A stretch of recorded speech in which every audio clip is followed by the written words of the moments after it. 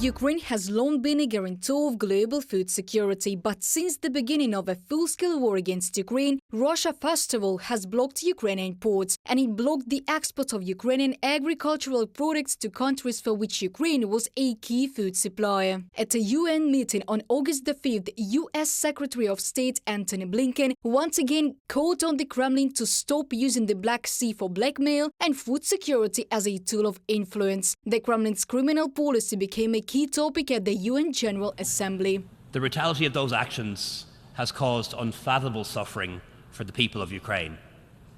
And as I stand on this most global of stages, I'm deeply conscious of the wider suffering it has caused, increasing global food, energy and economic security, particularly in the global south. Russia's inexplicable decision last month to collapse the Black Sea Grain Initiative has only made this bad situation worse. The Black Sea Grain Initiative for the safe transportation of grain and food from Ukrainian ports began operating in July 2022 after the signing of a corresponding agreement on the organization of a safe sea corridor for agricultural cargo from Ukraine. In his speech at the G20 summit in November 2022, Volodymyr Zelensky named 10 points of the Ukraine's peace formula. The second point is food security. Thanks to the powerful participation of the UN, Turkey and other partners, we have shown how collaboration of a few can restore food security to many. I believe that our grain export initiative deserves to be continued indefinitely, regardless of when the war ends. The right to food is a fundamental right of every person in the world.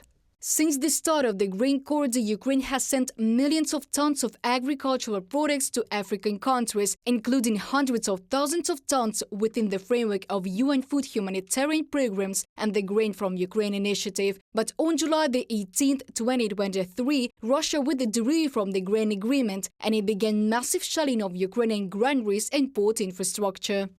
With its special responsibility as a permanent member of the Security Council, Russia mocks the United Nations every day. It continues its illegal and immoral invasion of Ukraine.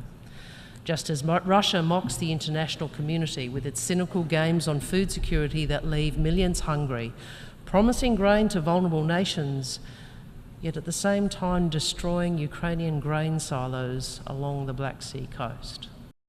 Russia's failure of the grain agreement has led to rising food prices around the world and reduced access to food for countries that need it. I think it ought to be quite clear to everyone in the world right now that Russia is using food as a weapon of war, not just against the Ukrainian people, but against all the people in the world, especially the most underdeveloped countries who depend on grain from the region. President Zelensky's peace formula was supported by more than 140 states and international organizations. Ukraine and its partners are confident that the implementation of this plan can become the basis for ending many wars and armed conflicts.